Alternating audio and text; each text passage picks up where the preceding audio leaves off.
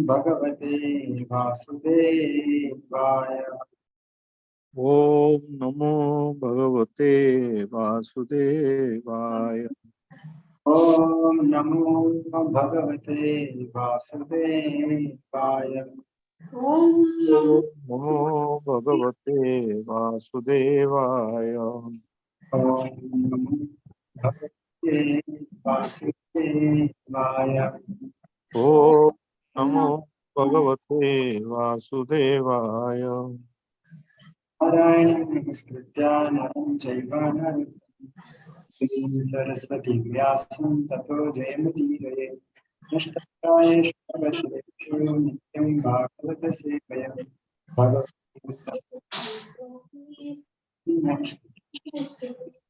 Vasudevaya Devaki Nandanaye.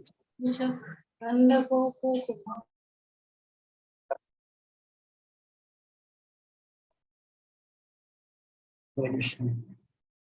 Hare Krishna. So we are discussing the second canto, so, where the Sridhar Goswami is explaining the path of Ashtanga Yoga. So, where different yogis, like a path of Ashtanga yogis, they follow Ashtanga, 8 limbs of yoga. So that we have seen. So they follow some rules and regulations which are called yama, niyama. They follow asana, perfect their asana so that they will be able to sit properly. And pranayama, by which the mind is a little bit controlled. And pratyahara, they withdraw their senses. So at that point of time, after pratyahara, they will start meditating on dharanashraya. So for some, the dharanashraya is virat rupa. Virat rupa is the form that we have seen where all the things that we see in this world are here in this world about different objects. They will connect them with the Supreme Lord. So that is called as Virat Rupa. And when someone is like newly start practicing and he has a lot of contamination, so he is advised to meditate on Virat Rupa. But when the yogi, he got little bit purified, or he is by like if the contamination is very less, his desires are very less, then he is advised to meditate on Paramatma. If one's heart is not sufficiently purified, he will not be able to meditate on Paramatma. So that time he should meditate on Virat Rupa for some time and then meditate on Paramatma. So that's why these two Dharanashrayas are described in the previous chapter. Like we have seen how the sun is considered the light of the Lord, the mind of the Lord. So like that Virat Rupa is mentioned. And the form of Paramatma is also described, where he is beautifully situated in the heart of a yogi with all the Kirita, Shankha, Chakra, Gadadhara. So this is Paramatma residing in everyone's heart. So this advanced yogi meditates. So then, like he starts meditating on the limbs of the Lord. So at that point of time, when he is meditating on the beautiful form of the Lord, so what are the next steps that he has to do? See, he while meditating, he like after some point, the dharana process is called as meditating on the full form of the Lord. And when full form he is able to meditate, then he practices what is called as dhyana. So dhyana means he meditates on the individual limbs of the Lord. So later on in Kapil Dev's section, Kapil Dev also explains to Mother Devaki about the dhyana, dharana. So there in detail he explained what is this dhyana, what are the different limbs of the Lord that one can meditate. Like dhyana is like individual limbs of the Lord meditate. So after practicing dhyana, he is able to fix his mind on the form of the Lord for certain periods of time, long periods of time. So that is called as samadhi. So he is able to fix continuously his mind on the Lord. So in this way, he practices that, and at that point of time, he achieves, like when he's that way, when he's practicing, his mind is completely purified, and with that, he practices like what is called as a he realizes, he kind of merges his mind into pure intelligence, merges intelligence into the witnessing jiva. That means merges means he understands that intelligence is superior to mind and jiva is superior to intelligence. And then he understands that beyond jiva is there Brahman aspect of the Lord. So in this way, he achieves that Brahman realization by withdrawing from all the actions. So at that point of time, when he is like completely freed from all the modes, time doesn't affect him. And even what to speak of devatas and all the material things, they definitely doesn't have any effect him. So there are no three gunas affecting him when he is achieving this Brahman platform. And there is no false ego, no Mahatattva, no Prakriti. So in this way, the yogis who want to achieve this impersonal aspect of the Lord, they understand this aspect of the Lord, who is who is known by practice of neti neti, this not this, not this, and by and he doesn't have any uh, any wrong conception about the Lord's nature. That means he worships the lotus feet of the Lord. So that means he doesn't reject the means he doesn't um, what is called he doesn't like there is a verse Avajananti, who disrespects, he doesn't disrespects the Lord's lotus feet. So that's why, because of his he has that bhakti, because of that bhakti element only he is able to achieve that Brahman realization. So by practicing that jnana along with bhakti. So this is called Bhakti Mishra Yoga or Bhakti Mishra Jnana. So Bhakti Mishra Yoga means yoga practice where yoga is more, bhakti element is less. Bhakti Mishra Jnana is jnana element is more and bhakti element is less. So the whole process that we are discussing is that Bhakti Mishra Yoga, where bhakti element is present, yoga element is more. So unless that bhakti element is there, he will not even achieve Brahman realization. Only because little bit bhakti present, that will only award him this realization. So he is situated beyond the modes. So in that way, having destroyed all the desires by his realization situated in Brahman, so he starts practice. He through Shat Chakra Yoga, he uplifts his prana through 6 chakras. So there are 6 chakras mentioned in our human body. So those 6 chakras are named with different terms. Mooladhara chakra is below. It is below the navel. And, above Mooladhara chakra, what is called as Swadhisthana chakra. It is near our navel. And above the Swadhisthana chakra, there is Manipuraka chakra, which is like in the part of chest.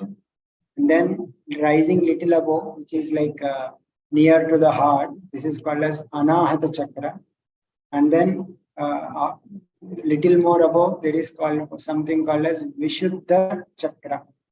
And rising still above, there is what is called as Brahma, what is called as Brahmarandra, Ajna chakra. So this is Ajna chakra is situated between our eyebrows, and above that is called Brahmarandra. So these are the 6 chakras that exist in everyone's body. So Ashtanga Yogi, his ultimate aim, while he's practicing, he raises prana vivayu from Mooladhara chakra to all these chakras up to top of this chakra, and through Brahmarandra he leaves his body. So that is That is the process by which he leaves his body.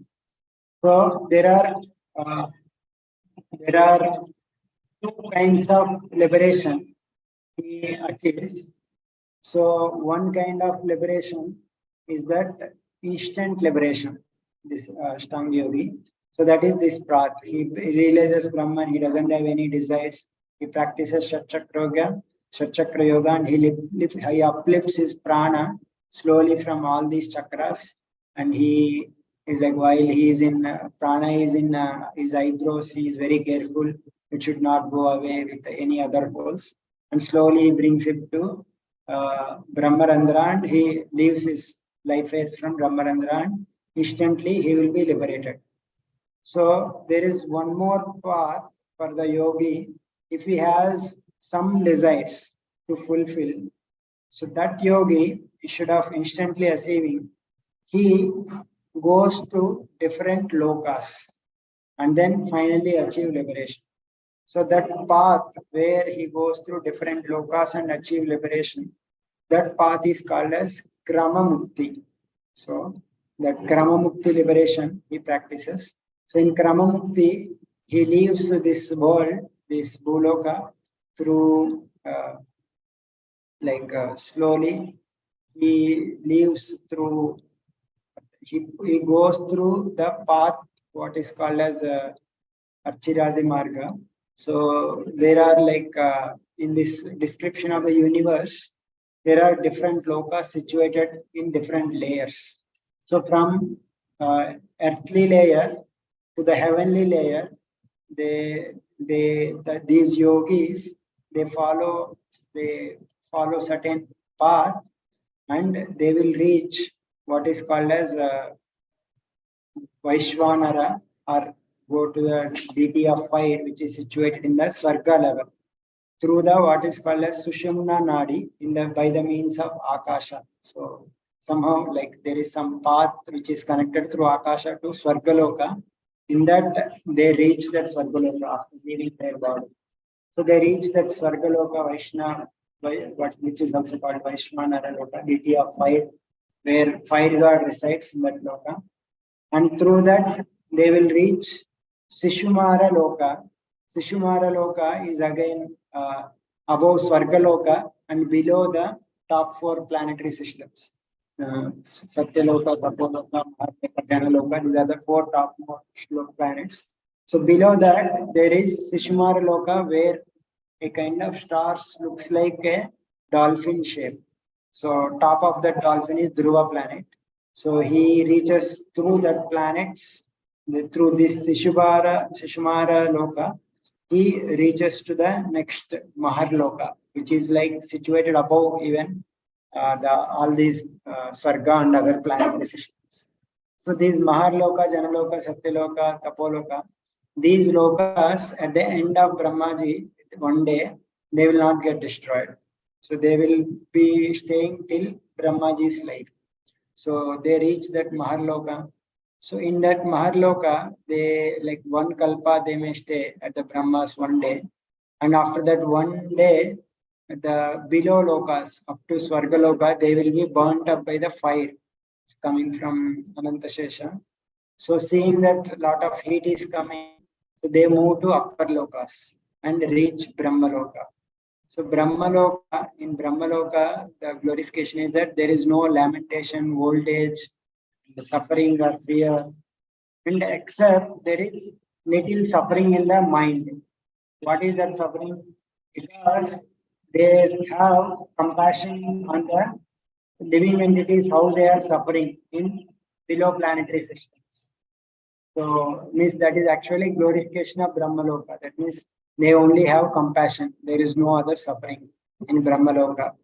So after Brahmaloka, at the end of Brahmaji's life, they attain liberation with Brahmaji, or before end of Brahmaji's life also, when he desires liberation, if he desires liberation, he can go through the layers of the layers which are surrounding this universe.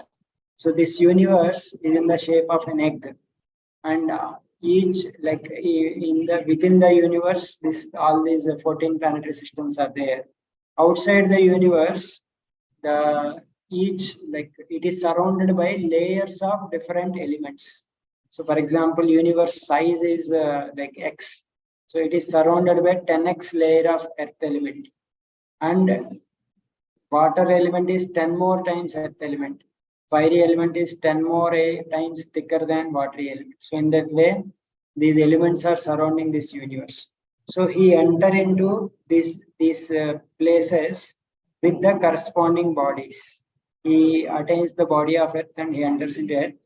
And there he completely enjoys the sense of smell. So all his remaining desires of smell will completely he enjoys and he will give it up away, and then moves to watery layer. There he enjoys completely like whatever remaining desires he has of tongue he will fulfill and go ahead with the fiery body into the fiery layer. Then there he enjoys the sense of seeing like that, airy and ethery. So he experiences all these five, and further moving he enter into the Mahatattva, false ego, from which all these things have come, and he goes through even false ego and goes through Mahatattva.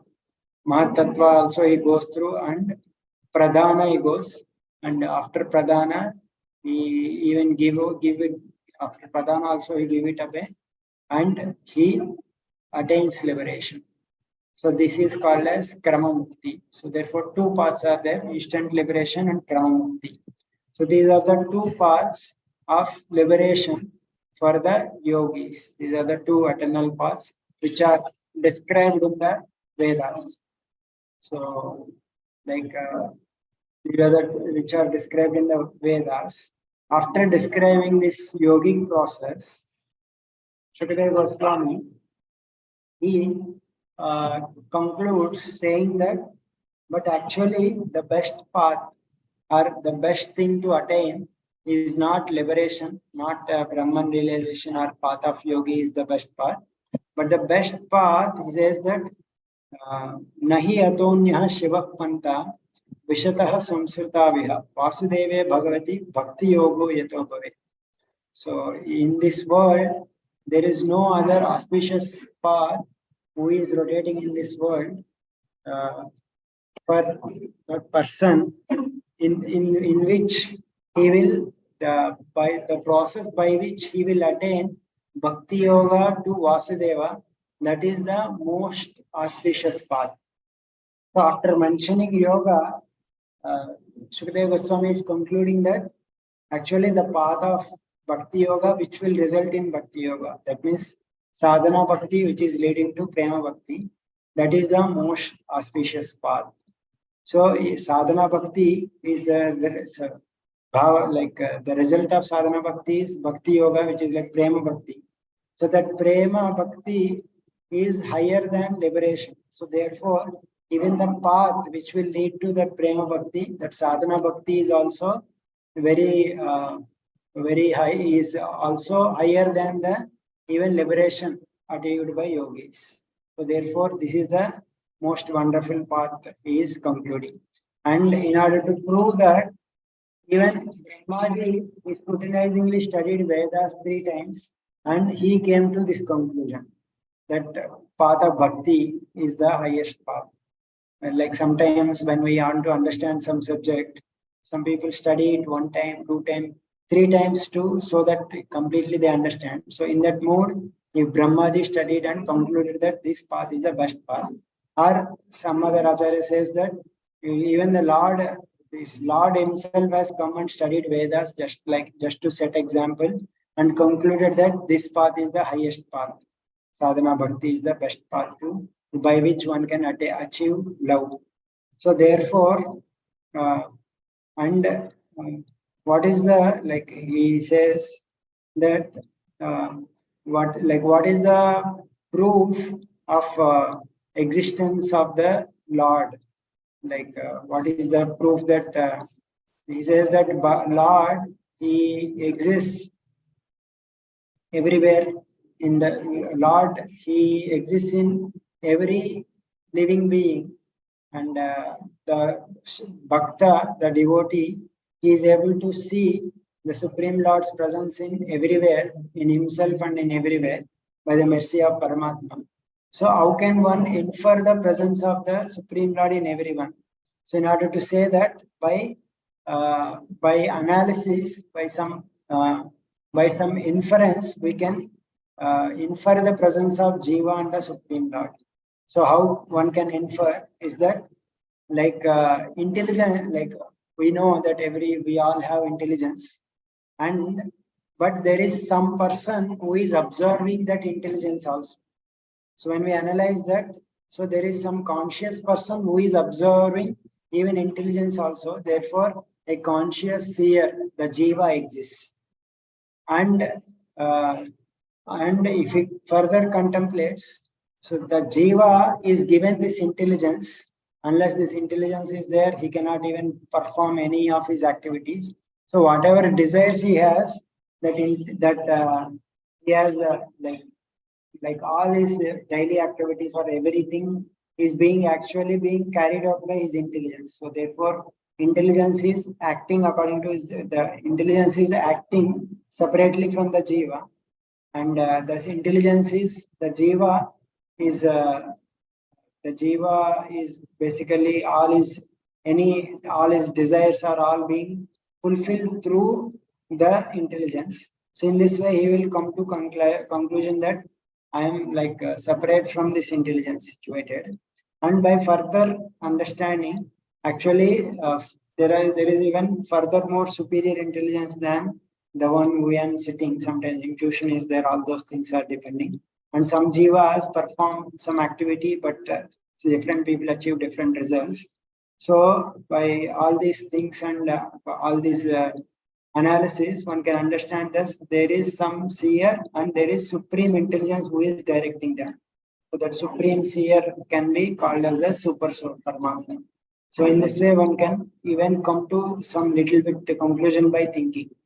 So therefore, one should practice sadhana bhakti to achieve that rati, to achieve this bhakti yoga to the Lord. So tasmat, therefore he says that tasmat sarvatmana rajan hari sarvatra sarvada shrotavya kirtitavyascha smattavyo bhagavan. Therefore one should always and everywhere always hear about the Lord, glorify the Lord, remember the Lord. So these are the three processes which are very important to achieve the Lord. Previously also in first canto also same thing mentioned. Tasmad ekena manasa Bhagavan Satvatam Pati Shrotavya Krititavyascha Deyam Pujyascha Nityada. With one pointed attention, one should hear, glorify, and meditate on the Lord. So same things are repeated. So that means these are the chief items. So in this way, one should practice Bhakti Yoga. And like if one by practicing Bhakti Yoga, one achieves perfection, they will be able to completely relish the Krishna Katha. पिबन्ति ये भगवतात्मनस्सतां कथामृतं श्रवणपुटेषु स्मृतं पुनन्ति ते विषयविदूषिताशयं व्रजन्ति तच्चरणं सरोरुहान्ति पिबन्ति ये भगवता आत्मनस्सतां. Those people who always drink the nectarian katha of the Lord, kadamrutam shravana puteshu samritam, through their ears, if they start hearing Harikatha, two things will happen. Punantite Vishaya Vidushit Ashayam. Their polluted aim of life gets purified. That means their contamination in the hearts will be purified. And Vrajanti Tacharana Saroruhantikam. They achieve the lotus feet of the Lord. That means they achieve the service to the Lord. So these two things, this is the main aim, achieving the service of the Lord. As a side thing, even the heart gets completely purified and he attains liberation. So this is like when one achieves bhava by practicing sadhana bhakti, he will be literally able to relish Krishna Katha. That's just like drinking nectar. In that way, then he achieved these two things. In this way, Shukadeva Goswami concludes that bhakti is the best process. And then he takes up one more topic where like bhakti is concluded. So like whom to perform that bhakti, like can we perform anyone so the same bhakti? So he says that bhakti should be performed to the Supreme Lord. So uh, he starts describing the different people, not who are not so much intelligent, how they worship different devatas to achieve different results. So, like he mentions that the like different people want to worship to get different results. So the person who want to understand impersonal Brahmajyoti or to attain that, he can worship Brahma. And the person who want to have the strong senses to enjoy sense gratification, so he can worship Indra. And the person who want a strong progeny, desiring progeny, so he can worship Prajapati Daksha. And if a person wants prosperity, he can worship Durga Devi, good fortune. And if he wants like energy or power like that, he can worship Agni Dev. If he wants wealth, he can worship Vasus, if Vasus are there. So through that one can achieve. And if a person to be known as great hero, he should worship Rudra. And if he wants large stocks of grains, so he can worship Aditi, who is the mother of Devatas. And if he wants heavenly planets, Svarga, he can worship Adityas, who are like sons of Aditi, who are like Devatas, like Indra, Chandra, Surya. So by worshipping them, he can reach heavenly planets. And if a person wants worldly kingdom, he should worship Vishwadevas, the Vishwadevas. And if he wants prosperity in popularity among great general mass or progress in agriculture and trade, he can worship who are called as Sadhya Devatas. And if a person wants long life, he can worship Ashwini Kumaras. And if a person wants a nice, strong body, he can worship Mother Earth.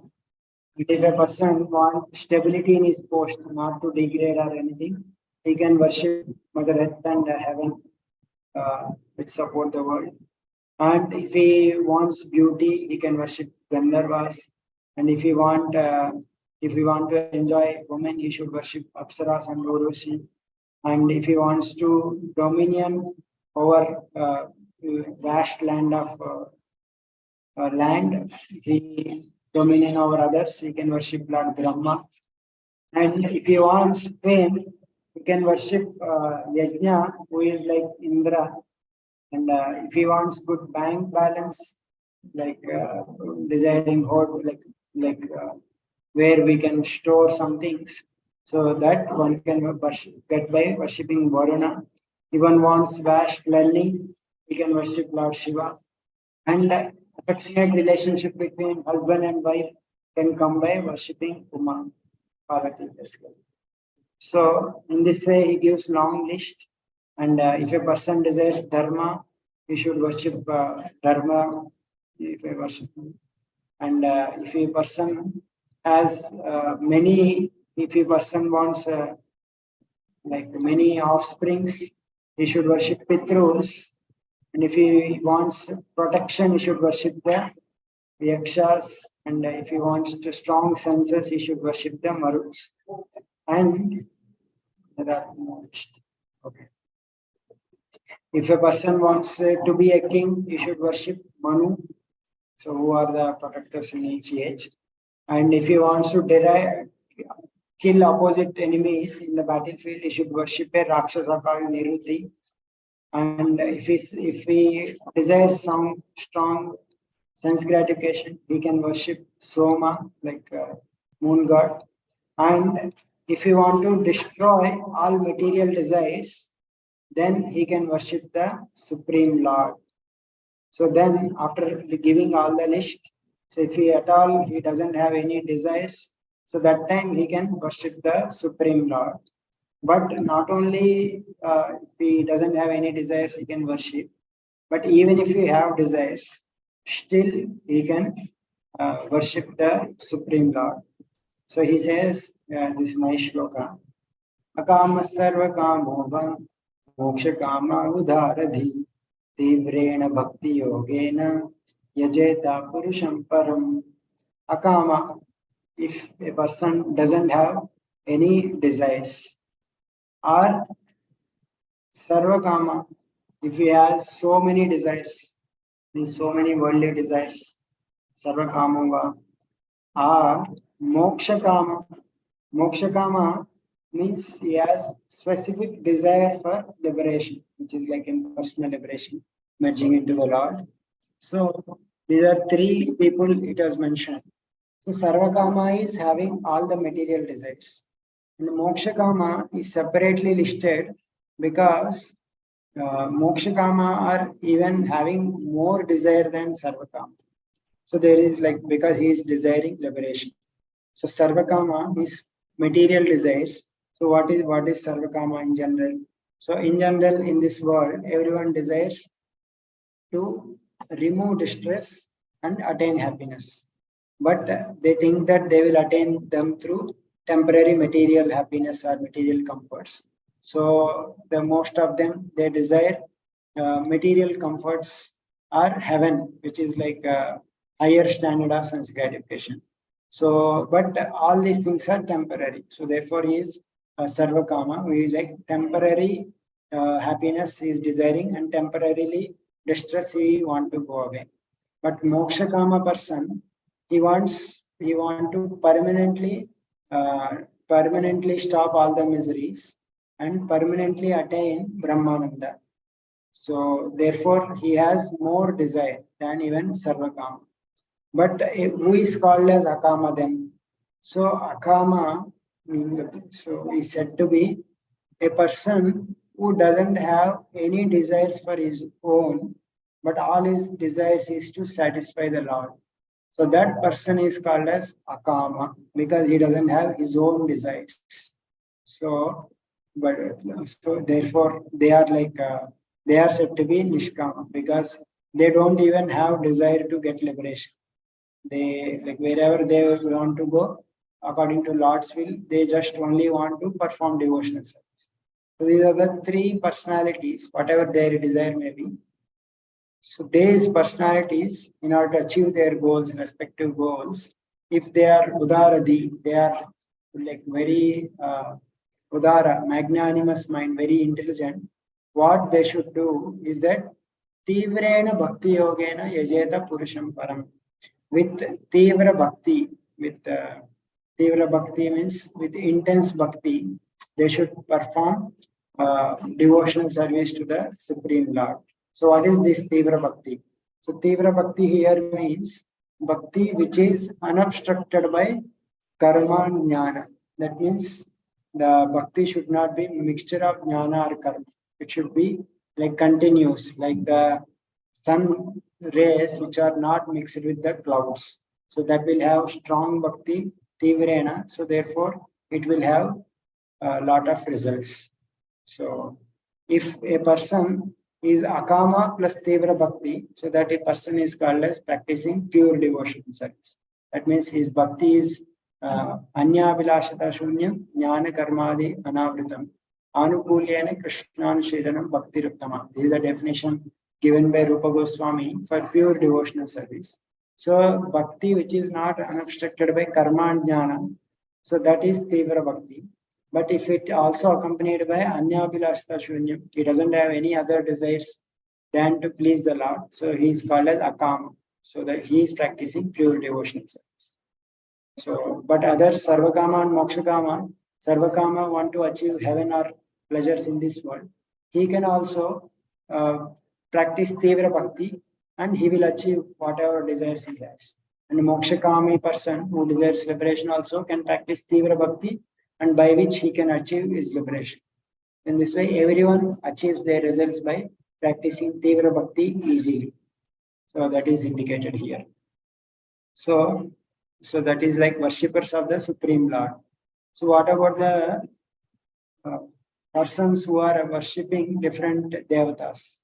So for them, the auspiciousness for different worshippers of devatas will arise if they come in contact with the devotees of the Supreme Lord. So from association with devotees, they will get transformed into pure devotees. So it's not that worship of devatas in itself is the cause of pure devotional service, but by worshipping the devatas, somehow by good fortune, if he comes in contact with the pure devotee, so that devotee association makes him, gives him bhakti. In that way, auspiciousness will arises for him. So, and that association with the devotee is unpredictable. We don't know who will get that association. So, and he says that even jnanis, when when even jnanis, when they attain complete purification of the complete purification of their heart, they completely detach themselves from the gunas. Then for them, finally the path of bhakti yoga will arise. So, even jnanis will at the end, when they does not disrespect the Lord, that bhakti will arise. So therefore, what to speak of the Devata worshippers? They also achieve the supreme Lord by by taking to bhakti. So that means, in general, for the jnanis, it is difficult to attain. For the jnanis, it is difficult to attain bhakti than others. So even those jnanis also will attain that bhakti, and then they will attain perfection. So what to speak of worshippers of Devata? They also, if they attain the association of devotees, they will also achieve perfection. So like that, he ultimately, in this full discussion, Shukadeva Goswami, in the first, in these 3 chapters, he discussed several paths: karma, jnana, yoga, bhakti, and prema. All these things he discussed. And he ultimately glorified that prema towards the Lord is the best, highest result one can achieve, and that will be achieved through sadhana bhakti. So in this way, he directed everyone to worship the Supreme Lord rather than the Devatas. In this way, Shukadeva Goswami gave all the conclusions of Bhagavatam to Parikshit Maharaj in these first 3 chapters of second canto. So hearing this, Shaunakadi Rishis, they starts to, addressing Suta Goswami further questions. So, like he asked, what, hearing all these things from Shukadeva Goswami, what else did the Parikshit ask about what are the topics he asked from sage Sukadeva? And you please tell us, we want to hear all these things. And these talks between them is definitely in relation to Krishna Katha. So in the discussion among the devotees, Krishna Katha will definitely arise. And the Parikshit was a great Bhagavata, and is a grandson of Pandavas. And his glory is mentioned as while even in childhood also, he used to play with Krishna's toys. So that means anyone, even in childhood also, is playing with Krishna's toys. That person is said to be having great devotee. Even Uddhava is also glorified similarly. And Shukadeva is also glorified as that. Shukadeva is the surrendered soul to Vyasa, fully surrendered to Lord Vasudeva, and he is Vasudeva Parayana. And definitely the meeting between Shukadeva and Parikshit, there must be a lot of talks about qualities of Krishna, and these, by discussing these qualities of Krishna, which will completely satisfy one's mind's desires. So, but then he says that what is the use of other talks? Ayurharati Vaipumsam Udyanastam Chayanasam Tasyate Yachamunita Uttama Shloka Vartayan. So any other activity than Harikatha, it steals away one's lifetime. Ayur Harati Vaipumsam, like just by rising of the sun, in setting life or every day, one day is reducing from everyone's life. But if for those persons who spend their time, utilize their time by discussing topics about Uttama Shloka, Vataya means Varta. Varta is, Varta is paper, like news. Varta, Varta, they call newspaper as Varta. So, Uttama Shloka Varta, that means news about the Uttama Shloka, who is Supreme Lord. So, if people start hearing about the Supreme Lord by discussing topics of the Lord, for them there is no decrease of lifespan. So, how can we understand how there is no loss, how there is no decrease of lifespan for people who are hearing Krishna Kada? So, that means, like for example, like by hearing Krishna Kada, Supreme Lord, the eternal life will, the door to eternal life will start opening. So that means even if one day reduces here, the eternal life, so many, eternally the doors are getting open. So therefore, it is not a waste of time in hearing the topics of the Lord, but life itself becomes successful. Just like in a tree, if one fruit comes in a branch, that branch itself becomes successful. So, like in a life, if one is spending some time in hearing about Krishna, so that particular time itself is glorified. So, from the moment of hearing about Krishna, that person is like one may say that, oh, if you say, then if he starts hearing about Krishna Kada, then that person should not die. So, but actually that is true. He will not die in the sense that the good qualities one will develop. Like for example, there is a saying, right? If a good character person, if he achieves well, that well remains with him always because he doesn't unnecessarily spend that wealth. So similarly, like if he starts hearing about Krishna, that amount is spent in hearing Krishna. So that amount, the auspiciousness or the result of that hearing, that will be permanent result.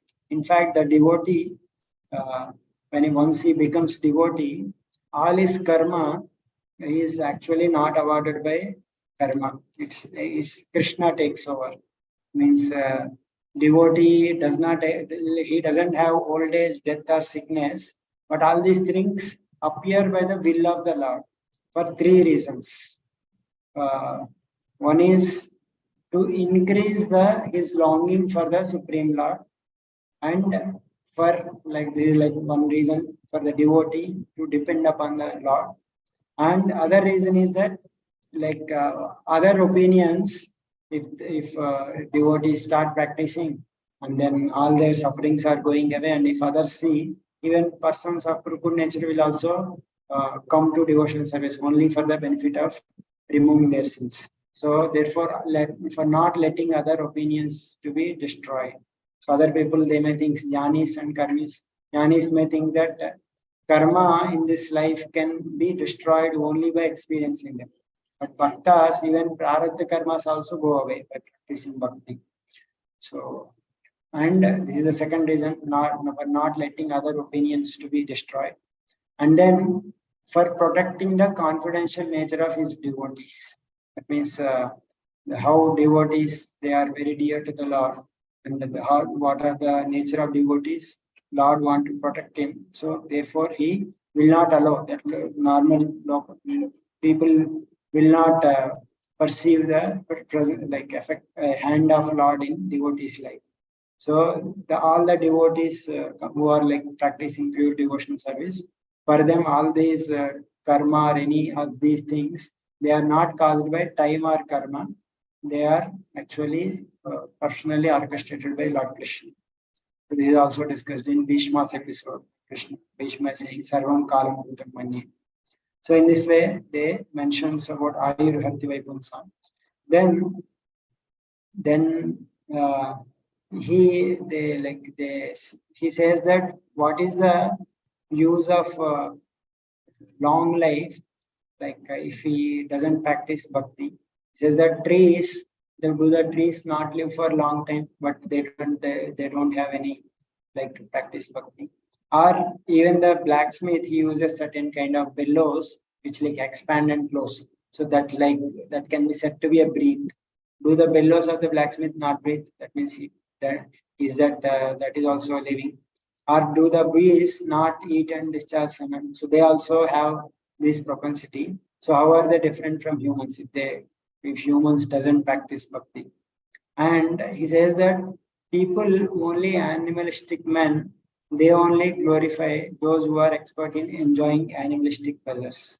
So he compares the persons with four animals. Shwa means dog, Vid means hog, Varaha is ass, Varaha is pig, and Vidvaraha is pig, Ushtra is camel, and Kara is asses. So, people only of this mentality, they uh, they are prized by people of this mentality who doesn't hear about the Supreme Lord.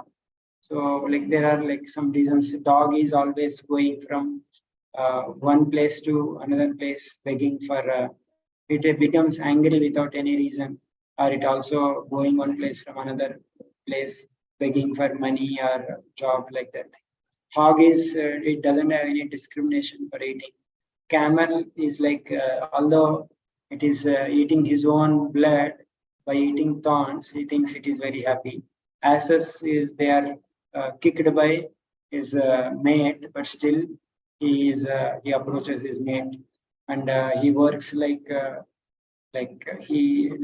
anyone who is working without any reason is also compared to as. So that very strongly they start speaking these are the negative descriptions that Shaunikadi Rishis they were giving, that people who doesn't perform bhakti, they are all compared to these things. If he doesn't ears, then his ears are compared to holes of snakes. And if he doesn't glorify the Supreme Lord, then his tongue is compared to the frogs croaking. And if his upper body, he doesn't bow down before the Lord. So although it may be decorated with turban or kirita, it is only simply heavy burden.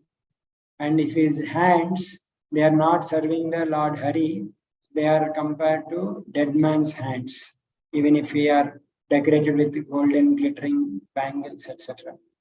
So if eyes doesn't see the beautiful forms of the Lord, they are compared to plumes of the peacock. So peacock also have something called as plumes, which looks like eye, but it doesn't have any life. So if someone has eyes but is not seeing the form of the Lord, his eyes are compared to plumes of the peacock. And his legs, if it is not moving to the holy places, they are compared to tree trunks, which doesn't have any use, which cannot give. And a person is compared to, the whole body is compared to a dead body if he doesn't receive the dust of pure devotees on his head. And also he is not experiencing the smell of the tulasi from the Lord's lotus feet. That person is compared to Shava, Jiva Shava. And he says that heart is still framed. If it doesn't change, even after chanting the holy name of the Lord. So here, he is mentioning that the tadashmasharam hridayam vadedam jihvamane yad gruhyamane harinama navikriyetata yada vikaro netre jalam gatra ruhesasha. If one is chanting the holy name, and if his heart is not changing, melting, so then that means that heart is made up of iron. So this is in general, if one is chanting continuously the holy name of the Lord, but one's heart is not melting, so that means there is a sign of nama aparadha is there. So that's why there are no symptoms. But if someone imitates the symptoms of flowing of hair like flowing of tears from their eyes, hair standing on end. Someone can imitate by practice, but still their heart is still steel frame. So those are not real. So real symptoms can be known by the desirable, like there are 9 symptoms given in Bhakti Rasamrita Sindhu by Rupa Goswami, by which one can identify a person who have developed bhava. So these are like said to be Shanti, that means tolerance or forgiveness, which is called as Avyartha Kalatvam, not wasting time, and Virakti, detachment from enjoyment, Manashunyata, pridelessness, and Ashabandha. Ashabandha is confidence in the Lord's mercy, and Samutkantha, longing for the Lord, and Namagane Sadaruchi, taste for chanting the name of the Lord. So that is Namagane Sadaruchi. Asaktistat Gunakhyane, attachment to discussing about the Lord's qualities. And Pretistat Vasatistale, attachment to living in the abode of the Lord. So these are the 9 symptoms which a person in the stage of Bhava experiences. But if one, like we know there are 3 levels of devotees: Uttamadhikari, Madhyamadhikari, Kanishtadhikari. So when Uttamadhikaris, they chant, they don't have any envy, so they will experience the sweetness of the heart, sweetness of the name. But others like Kanishtadhikari, because they have Matsara in the heart, there is envy in the heart, so they will not experience the sweetness of the heart, and therefore the transformation of the heart will not take place. But they need not worry, like they can worry, but what is the remedy is that they need to practice sadhana bhakti seriously, and when they pass through the stages of anadya nivritti, nishta, ruchi, asakti, with time slowly the heart will melt. So therefore, when we hear these statements in the shastra, that one's heart is steel framed, even if he chants and doesn't melt, then we can take it in 2 ways. We need not discouraged, or we can be encouraged. Like we can take it in a positive sense that, oh, I have to go through a lot of process to clean all my anarthas and come to this stage and take seriously devotional service and get rid of all the anarthas. So in that way one can take this. But some persons are there who they imitate these symptoms of having bhava, but they are like steel frame. They are like simply imitating. So, yeah. And some persons who practice bhakti to achieve liberation, but after that they give up the Lord. So they are also said to be steel frame, because they are using the Lord for the achieving their own thing, and they don't really have love for the Lord. So these are also called as steel frame. So, in this way, by mentioning about all these things, these are the negative things he mentioned. But in 10th canto, there are positive things which says that actual speech is that which describes the qualities of the Lord. And real hands are those that work for him. A true mind is that which always remembers him, who is dwelling in everything, moving and unmoving. And actual ears are those that listen to the topics of the Lord. In this way, positive statements are also there. And by negative statements, he is like indicating that everyone should take to process of bhakti. So after mentioning that, please start speaking about what are all the topics discussed by Shukadeva Goswami and Parikshit Maharaj. So like that he asks. So Suta Goswami, he starts describing the condition of Parikshit Maharaj after hearing from Shukadeva Goswami.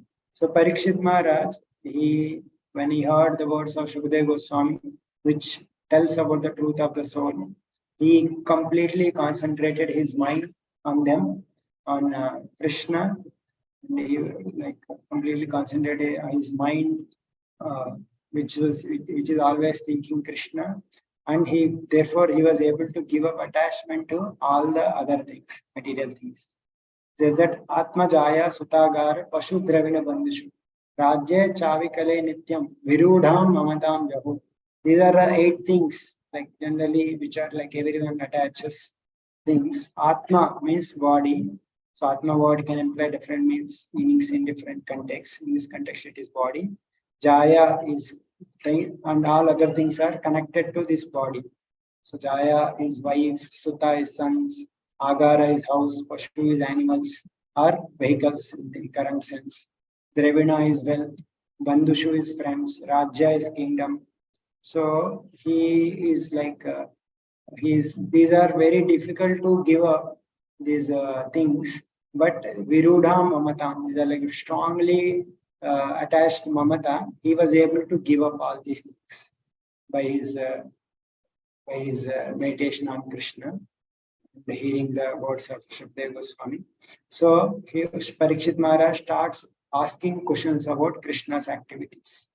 So like just like you have like Suta Goswami has shown Shonakadi Rishis, Parikshit Maharaj also put forward some questions.